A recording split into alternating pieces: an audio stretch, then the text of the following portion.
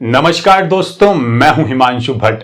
आपने अक्सर सुना होगा कि शिलाजीत हर बीमारी को ठीक करने की क्षमता रखती है, लेकिन कोई यह नहीं बताता कि किस बीमारी में शिलाजीत को किस तरह से खाया जाए ताकि आप शिलाजीत से उस बीमारी को ठीक कर सके। लेकिन दी हेल्थ शो में आज हम डॉक्टर दीपक कुमार जी से जानेंगे किस बीमारी में शिलाजीत को किस तरह से कितनी क्वांटिटी में खाना चाहिए ताकि आप शिलाजीत से उस बीमारी को ठीक कर सके।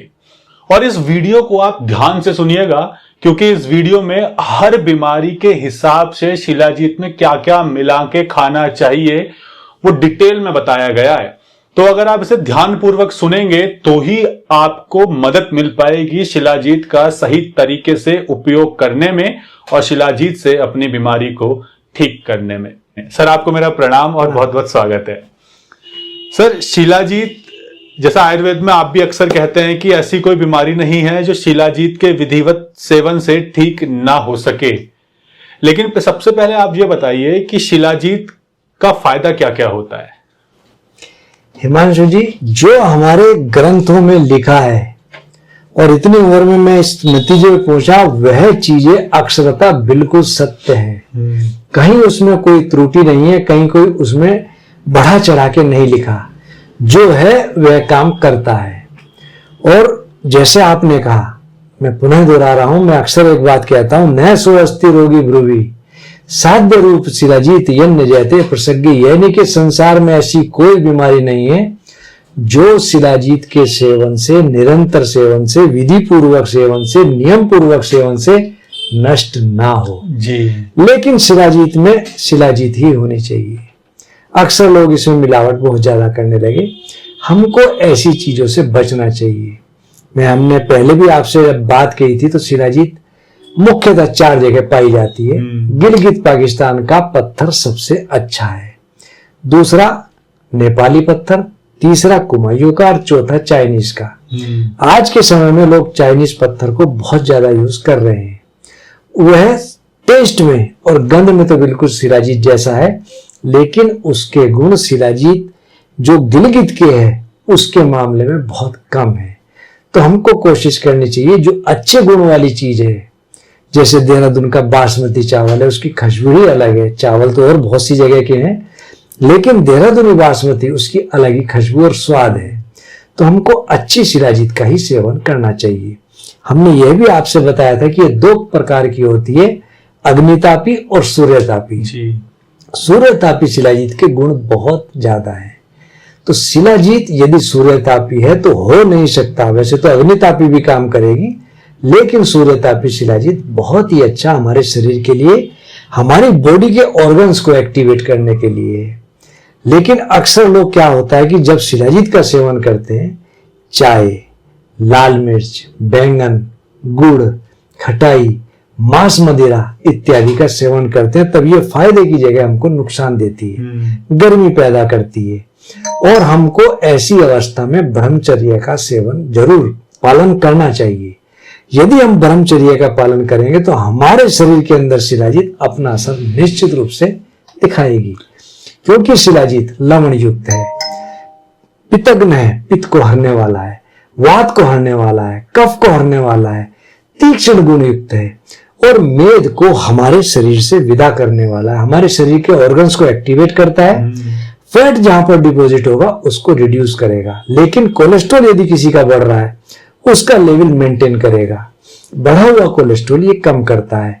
शरीर के लिए ये बहुत पौष्टिक है, बल्य है। जो कमजोर लोग होते हैं उनके लिए तो अमृत तुल्य है। जिनके स्टेमिना बहुत कम है उनके लिए ये बहुत अच्छी है। साथ ही साथ ये आयुवर्धक है। हमारे शरीर के अंदर यदि टॉक्सिन्स हैं तो उसको दूर करने के लिए बहुत अच्छा कार्य करती है, विष को, टॉक्सिन्स को बाहर निकालने के लिए। साथ ही साथ रसायन और अमृत रूप में इसका प्रयोग हमारे आयुर्वेद में विस्तृत रूप से लिखा है। यह धातु की पौष्टिक करता है, धातु पौष्टिक है, इंद्रियों को सबल बनाता है, हमारी कर्मेंद्रियां हो, ज्ञानेंद्रियां हो, सबको ये एक्टिवेट करता है। जो व्यक्ति यदि इसको खाने के बाद ब्रह्मचर्य का नियम पूर्वक सेवन करे तो बुढ़ापे में भी जवानी का आनंद वो ले सकता है। साथ ही साथ जिनको बहुत ज्यादा पेशाब में धातु जाती हो या उनकी बुद्धि कमजोर हो, प्रमेह, किसी को पेशाब के साथ सीमन जाता हो, या प्रदर, जिन महिलाओं को योनि से निकला हुआ अप्राकृतिक स्राव ज्यादा आता हो, चाहे वो रक्त प्रदर हो, श्वेत प्रदर हो, पीत प्रदर हो, नील प्रदर हो, साथ ही साथ कुष्ठ को हरने वाला, किसी को पागलपन या दौरे पड़ते हो, उन्माद की शिकायत हो, उसमें भी अपना अच्छा कार्य करती है। साथ ही साथ एक बहुत दुष्ट बीमारी है स्लीपथ, जिसको फाइलेरिया भी कहते हैं, हाथी पगा भी कहते हैं, जिसमें पैर बहुत हाथी की तरह हो जाता है। तो जिन व्यक्तियों को इस बीमारी से ग्रसित हो, शिलाजीत का नियम पूर्वक सेवन करें तो उनको निश्चित रूप से लाभ मिलता है। साथ ही साथ गुल्म, पेट में बहुत ज्यादा पेट गुम हो जाए, पेट में वायु गोला बहुत बनता हो, पाचन तंत्र हमारा कमजोर हो, हमारी बॉडी के किसी भी पार्ट में कीड़े पड़ जाए हो, चाहे वो किसी विष के कारण हो, और साथ ही साथ या हमारे पेट के अंदर कीड़े पड़ रहे हो, और किसी को बहुत बार बार पथरी आती हो, हर प्रकार के प्रमेह को नष्ट करने के साथ साथ ये मधुमेह यानी कि डायबिटीज में भी बहुत लाभ देता है। आपने देखा होगा बहुत से लोगों को एंजाइना पेन बहुत होता है, हृदय में शूल होता है, ऐसे लोगों के लिए वरदान से कम नहीं है। और मैंने एक बात अभी कही, जिन लोगों का लिपिड प्रोफाइल बहुत डिस्टर्ब रहता हो, बैड कोलेस्ट्रॉल ज्यादा हो, ट्राइग्लिसराइड ज्यादा हो, उनके लिए ये बहुत अच्छा कार्य करती है जी। अब मैं आज आपको बताऊंगा कि किस किस बीमारी में हमको किस तरह इसका सेवन करना चाहिए। जिन लोगों का वात प्रधान हो, वायु का दर्द हो, गठिया हो, अर्थराइटिस हो, पैरालाइज हो, ऐसे लोग यदि रासना, दशमूल, बला, जिसको खरेटी भी कहते हैं, और उसके साथ पुनर्नवा, अरंड, सौंठ, यष्टि, इन सब का काढ़ा मिला करके 2 बूंद, 1 बूंद से लेकर 2 बूंद, धीरे धीरे हम इसकी मात्रा बढ़ाएं। यदि इस प्रकार सेवन करें तो शिलाजीत वात का शमन करते हुए हमको शरीर से जितने भी दर्द हैं, ऑस्टियोआर्थराइटिस हो, ऑस्टियोपोरोसिस हो, अर्थराइटिस हो, सर्वाइकल की दिक्कत हो, सियाटिका हो, मिनमिनाहटपन हो, या पार्किंसन हो, जिनको आपने देखा होगा बहुत से लोगों के हाथ पैर बहुत कांपते हैं, ऐसे लोगों के लिए यह प्रयोग बहुत अक्सीर है। जिन लोगों का पित्त बहुत बढ़ा रहता हो, वैसे लोग ये कहते हैं कि पित्त वाले को शिलाजीत का सेवन नहीं करना चाहिए। मैं आज आपको बताता हूं कि यदि ये लोग जिनका पित्त बढ़ा हो इस प्रयोग को शिलाजीत के साथ करें तो उनका पित्त का शमन भी होता है। मुनक्का, शतावर, परवल, त्रायमाण और गिलोय, इनका काढ़ा बना करके हम शिलाजीत का उम्र के हिसाब से, आयु के हिसाब से, बल के हिसाब से शिलाजीत का सेवन करें, उनका पित्त का शमन होने लगता है। सर ये सब कितनी कितनी क्वांटिटी में ठीक रहेंगे? ये सम भाग ले लें और उसको 5 से 10 ग्राम हम इसको पानी में खूब उबाल लें। सबको लिया, कूटा, एक जोकुट करके रख लिया, और 2 बड़ी चम्मच 1 गिलास पानी में खूब पका लिए। पका करके हमने जब गुनगुना रह गया, उसमें अपनी आयु बल के हिसाब से शिलाजीत का 1 बूंद 2 बूंद चने के बराबर हम इसको सेवन करते रहें तो हमारे पित्त का भी शमन होने लगता है। जिन लोगों का कफ बहुत प्रधान हो, कफ बहुत बढ़ रहा हो, ऐसे लोग त्रिफला, बच, बिड़ंग, करंज, नागरमोथा और व्रत पंचमूल, इन सब का काढ़ा बना करके शिलाजीत का सेवन करें तो हर प्रकार का कफ का रोग, चाहे वो साइनस हो, माइग्रेन हो, किसी भी प्रकार का कफ का रोग हो, उनको मुक्ति मिलने लगती है। इसी प्रकार बहुत से लोग वात, पित्त, कफ 3 हमारी बॉडी के दोष हैं, लेकिन किसी का वात और पित्त दोनों बढ़ रहे हो, ऐसी अवस्था में यदि लघु पंचमूल, सौंठ, गंभारी और अश्वगंधा, इनका काढ़ा बना करके यदि नियमित रूप से शिलाजीत का सेवन करें तो वात और पित्त दोनों का शमन होने लगता है। साथ ही साथ बहुत से लोग आपने देखा होगा जिनका वात और कफ दोनों बहुत बड़े हों, तो ऐसी अवस्था में नागरमोथा, कुट, बच, त्रिफला, काली मिर्च, देवदारू, जिसको दयार भी कहते हैं, जिसका पेड़ बहुत फेमस है, जिसकी लकड़ी की हम चौखटे भी बनाते हैं, देवदार, और बिड़ंग, पंचकोल और हल्दी के साथ अतीस, इन सब को सम भाग ले लें। 10 ग्राम हम पानी में पका करके 1 गिलास पानी में खूब पका लें। जब काढ़ा छान करके हम रख लें और गुनगुना रह जाए, हम बल के हिसाब से, आयु के हिसाब से शिलाजीत का सेवन करें तो हमारा वात और कफ शमन होने लगता है। इसी प्रकार बहुत से लोगों का पित्त और कफ बहुत ज्यादा बढ़ा हो, ऐसी अवस्था में पाठा, परवल, त्रिफला, नीम, कुठ, नागरमोथा, सप्तवर्ण, त्रायमाण, गिलोय और अतीश, इन सब को समभाग ले ले, कूट करके रख ले, जो कुट रख ले, मिक्सी में हम इसको ग्राइंड कर ले और 10 ग्राम पानी में पका करके, जिस तरीके से मैंने बताया, हम शिलाजीत का सेवन करें तो पित्त और कफ दोनों का शमन होने लगता है जी। आपने देखा होगा बहुत से लोगों का चेहरा निस्तेज हो जाता है, हाँ जी, ग्लो नहीं होता चेहरे ग्लो पे। नहीं होता। इसका एक बहुत बड़ा कारण है, लेडीज में प्रदर और आदमियों में, पुरुषों में प्रमेह रोग होता है, पेशाब के साथ धातु का जाना।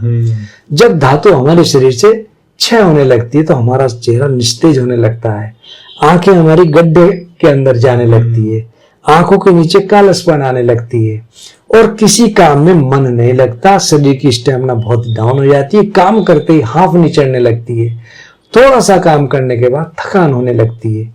ऐसे लोग यदि शिलाजीत के अंदर बंग भस्म मिलाकर, बंग भस्म जिसको कुस्ता कलई भी कहते हैं, रांगे की भस्म भी कहते हैं, शिलाजीत जितनी लेनी हो उसमें 1 रत्ती से 2 रत्ती तक बंग भस्म मिलाकर हम सेवन करें और ऊपर से दूध पिए।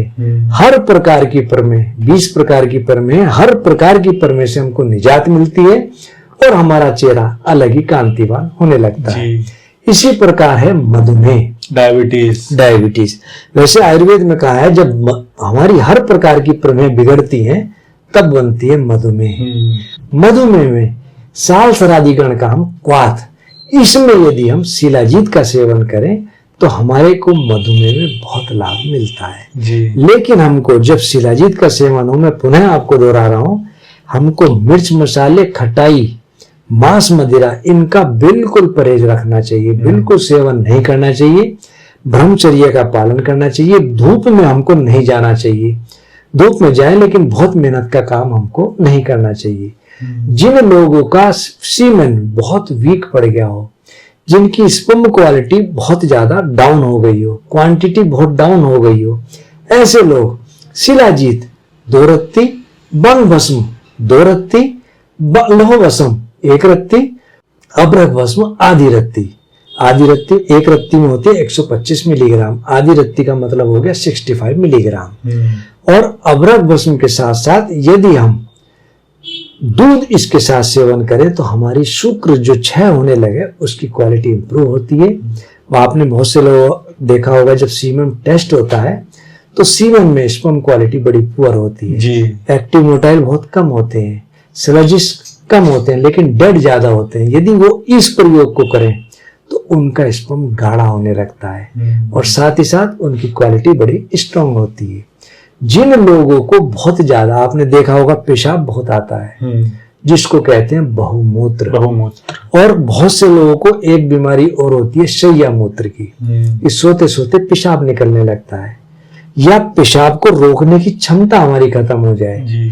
और बहुत सी महिलाओं में एक बीमारी होती है सोम रोग, जिसमें पेशाब लीक होता रहता है, उनको पता ही नहीं लगता कि पेशाब लीक हो रहा है। ऐसे लोग यदि इस बहुमूत्र में शिलाजीत के साथ भंग भस्म, छोटी इलायची के दाने, बंसलोचन, इनको समभाग ले लें और 250 मिलीग्राम दूध के साथ सेवन करें, हर प्रकार के मूत्र संबंधित बीमारी में बहुत लाभ मिलता है जी। अक्सर एक बीमारी है टीबी, और ये कहा गया है कि टीबी में आयुर्वेद इतना काम नहीं करता, और इसमें आयुर्वेद में एक दवाई है स्वर्ण बसंत मालती या मृगांक रस, राज मृगांक रस या महामृगांक रस। ये चारों गोल्ड प्रिपरेशन है, थोड़ी महंगी है। ऐसे लोग जो महंगी दवा का सेवन नहीं कर सकते, शिलाजीत में स्वर्ण माक्षिक, लौह भस्म, त्रिकटु, शहद मिला करके बकरी के दूध के साथ सेवन करें तो हर प्रकार की टीबी, चाहे वो लंग्स की हो, चाहे हमारी आंतों की हो, कहीं की भी टीबी हो, उसमें बहुत लाभ मिलता है जी। साथ ही साथ आपने देखा होगा आयु वृद्धि के लिए जिन लोगों को कोई बीमारी नहीं है, अपनी आयु को निरोग रूप से जीना चाहते हैं, ऐसे लोग सिर्फ शिलाजीत का सेवन दूध के साथ ही सेवन करते रहें तो उनको कोई बीमारी कभी नहीं सताती। ये तो मैंने आपको बताया था कि बीमारी के हिसाब से, लेकिन ये बिना बीमारी के है। साथ ही साथ एक बीमारी है अर्दित, जिसको पैरालाइज भी कहते हैं। फेशियल पैरालाइज हो, आधा हिस्सा हमारा सुन्न हो जाता है, हमको महसूस नहीं होता। ऐसे लोग शिलाजीत एक रत्ती यानी के 125 मिलीग्राम, सरीवा जिसको अनंत मूल भी कहते हैं 2 रत्ती यानी के 250 मिलीग्राम दिन में 2 बार, रात्रि में सेंधा नमक और हरीत की चूर्ण के साथ सेवन करें, उनको पैरालाइज में बहुत लाभ मिलता है जी। और एक मैं आपको बताऊंगा सिर दर्द। सिर दर्द चाहे वो माइग्रेन के कारण हो, सर्वाइकल स्पॉन्डिलाइटिस के कारण है। बहुत से लोग जरा सा धूप में जाते हैं या बहुत जरा सा तनाव पैदा हो जाता है तो उनके सिर के अंदर बहुत भयंकर वेदना होने लगती है और वो पेन किलर्स खा खा के अपने पेट का नाश कर लेते हैं, लीवर का, किडनी का नाश कर लेते हैं। ऐसे लोग सिर दर्द में सिर्फ आधी रत्ती शिलाजीत ले लें, गिलोय कसत 125 मिलीग्राम, मजीठ 250 मिलीग्राम, दिन में 2 बार। यदि आम का मुरब्बा उपलब्ध हो तो उसके साथ सेवन करें, तो हो नहीं सकता उनका सिर का दर्द किसी कीमत पर दूर ना हो। जी सर, ये तो मतलब आपने ऐसी चीज बता दी जो वीडियो देखने वाले शायद किसी भी इंसान ने कभी सुनी ही नहीं होगी, कि बीमारियों में इस तरह से शिलाजीत का भी उपयोग किया जाता है। लेकिन सर मैं इसमें एक चीज जानना चाहूंगा, आपने कहा ना जिनको कोई बीमारी नहीं है वो दूध के साथ शिलाजीत का सेवन कर सकते हैं, और शिलाजीत की क्वांटिटी उम्र, आयु और बल के हिसाब से होती है। ज्यादातर लोग 1 बूंद 2 बूंद 3 बूंद तक ले सकते हैं। लेकिन जिन लोगों को दूध पचता ही नहीं है, दूध से एलर्जी है, वो फिर शिलाजीत को कैसे लें? मसाले में एक आती है पीपली जी, और पीपली यदि हम दूध में पका करके 3 पीपली पका लें, छोटी पीपली ले लें, मार्केट में किसी भी पंसारी के मिल जाएगी, ताजी हो, गुण वाली हो, बीजी भी ना हो। हाँ। और पानी उसमें दूध में पका करके 100 ग्राम दूध ले लें, 100 ग्राम पानी ले लें, खूब पका लें। जब पानी की मात्रा उड़ जाए आप उस पीपली को चबा करके ऊपर से वो दूध पी लो, निश्चित रूप से आपको दूध पचने लगेगा। उसी दूध में शिलाजीत मिला लें, उसी दूध में शिलाजीत ले लें, हाँ, तो उससे पचने लगेगा जी। तो सर इतना सब कुछ बता दिया, अब एक लास्ट क्वेश्चन आप ये बताइए, असली और नकली शिलाजीत की पहचान कैसे करें? देखो, वैसे तो कुछ चीजें ऐसी होती हैं जिनको हम गंध से, स्वाद से ही पहचान पाते हैं। आपने देखा होगा मार्केट में बहुत से लोग बैठे होते हैं, गुड़ की फूकी हुई चाशनी लेते हैं, उसमें शिलाजीत का उसमें छौंका लगा देते हैं और तार खींच खींच करके देते हैं। कभी भी असली शिलाजीत में तार नहीं खींचेंगे, वो फूका हुआ गुड़ है। और शिलाजीत यदि आपको एक बार आपने जवान पर टेस्ट कर ली, हल्की चरपरी होती है, कड़वे उसमें होती है, चरपरी नहीं सॉरी, ये हल्की कड़वाटपन में होती है, कसैलर उसमें होती है। इसका शोधन 2 तरीके से करते हैं, गौमूत्र में और त्रिफले के काढ़े में। हम इसका त्रिफले में शोधन करते हैं और त्रिफले के कारण हल्की खटास भी आ जाती है। तो सिर्फ हम गंध से और टेस्ट से बता सकते हैं कि शिलाजीत कौन सी असली है, कौन सी नकली है। बाकी जो तार खींचने वाली है वो सब फर्जी है। तो तार खींचने वाली शिलाजीत फर्जी है, और अगर लेनी है तो किसी अच्छी फार्मेसी से भी ले सकते हैं। लेकिन शिलाजीत के नाम पर मार्केट में बहुत डुप्लीकेट शिलाजीत मिल रही है, बड़ी बड़ी ब्रांड्स की भी मिलती है। और अगर आप इंटरनेट पर जाके सर्च करेंगे तो आप पाएंगे कि बहुत सी ऐसी कंपनीज है जिन्होंने अपनी शिलाजीत में भी केमिकल वाली दवाइयां मिलाई हैं। तो जो भी ले बहुत सोच समझकर और ध्यान पूर्वक ले। तो सर आपका बहुत बहुत धन्यवाद कि आपने शिलाजीत की ऐसी अनोखी जानकारी हमको दी जिसके बारे में अक्सर लोग बात ही नहीं करते हैं। तो अब मेरे को भी ऐसा लगता है कि शिलाजीत की इतनी डिटेल में इंटरनेट पर शायद ही आपको कोई वीडियो मिले। तो इस वीडियो को ध्यान से सुने और कोशिश करें सुनने के बाद इसको लिख भी लें ताकि आपको बाद में याद रहे, या इस वीडियो को सेव करके भी आप रख सकते हैं ताकि जब भी आपको थोड़ा कंफ्यूजन हो इस वीडियो को सुने। शिलाजीत का कैसे उपयोग करना है विधिवत किस बीमारी में, उसमें आपको मदद मिल पाएगी। वैसे भी अगर आपकी कोई भी क्वेश्चन है और आप चाहते हैं उसका आयुर्वेदिक ट्रीटमेंट मिले, प्रॉपर आयुर्वेदिक ट्रीटमेंट जिसके माध्यम से आप अपनी बीमारी को ठीक कर सके, तो नीचे कमेंट सेक्शन में आप बताइए। मैं कोशिश करूंगा सर के माध्यम से या अलग अलग डॉक्टर्स के माध्यम से आपकी बीमारियों का ट्रीटमेंट आप तक पहुंचाया जाए। आयुर्वेद की होम रेमेडीज और जड़ी बूटियां बीमारियों के हिसाब से आपको बताई जाए, ताकि आप अपनी बीमारी को ठीक करने के लिए आयुर्वेद का प्रॉपर लाभ उठा सके और इलनेस से वेलनेस की तरफ बढ़ सके। साथ ही अगर आप सर से चाहते हैं कांटेक्ट करना तो आप सर से भी कांटेक्ट कर सकते हैं। इनकी कांटेक्ट डिटेल नीचे डिस्क्रिप्शन और पिन कमेंट में मिल जाएगी, जहां से आप इनसे कांटेक्ट कर सकते हैं। और सबसे मेन बात कि सर की फार्मेसी में भी 100% ओरिजिनल शिलाजीत मिलती है, जो आप सर से भी ऑर्डर कर सकते हैं। धन्यवाद, धन्यवाद सर।